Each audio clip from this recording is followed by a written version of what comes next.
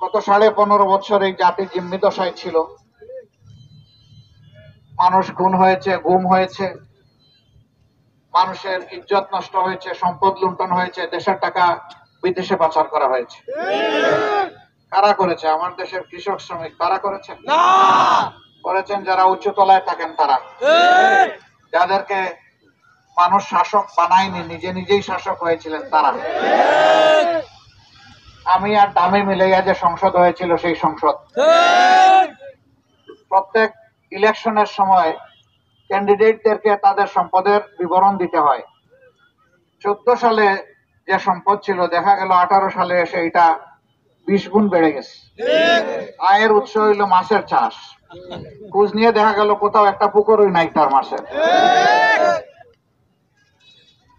এইভাবে দেশের সম্পদ যেটা দেখিয়েছেন এটা আসল সম্পদ নয়, বরঞ্চ এর বাইরে প্রচুর সম্পদ বিদেশে পাচার করা হয়েছে।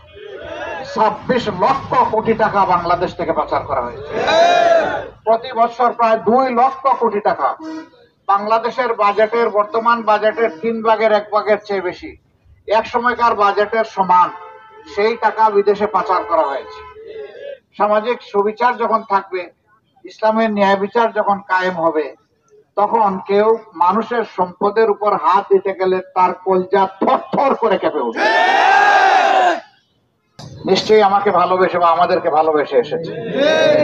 আপনারা সাক্ষী থাকুন, আমিও আপনাদেরকে ভালোবাসি। কেন আমি ভালোবাসি? আমি ভালোবাসি এই কারণে, আমি আল্লাহ তাআলার ভালোবাসা পেতে চাই। যে মানুষকে আল্লাহর সৃষ্টিকে ভালোবাসে, আল্লাহর হাবিব বলেছেন আল্লাহ স্বয়ং তাকে ভালোবাসে। অতএব মানুষকে সম্মান করতে হবে, শ্রদ্ধা করতে হবে, ভালোবাসতে হবে। জাত, ধর্ম, বর্ণ নির্বিশেষে সবাই আমরা মানুষ। আমরা মিলেমিশে বাংলাদেশের এই ফুলের বাগানকে সুন্দর করতে চাই। আমরা জাতিকে হিংসা হানাহানির ভিত্তিতে ভাগাভাগি করতে চাই না। আমাদের অনেক ক্ষতি হয়ে গেছে গত প্রায় 1.5 দশকে। আল্লাহ তাআলা সেই ক্ষতি আমাদেরকে পুষিয়ে দিন। এবার এ পরিবর্তন যাদের হাত ধরে এসেছে তারা আমাদের সন্তান সন্ততি, যুবক যুবতী, স্কুল কলেজ বিশ্ববিদ্যালয়ের ছাত্রছাত্রী, তারাই নেতৃত্বের পুরোভাগে ছিল। তাদের স্লোগান ছিল উই ওয়ান্ট জাস্টিস।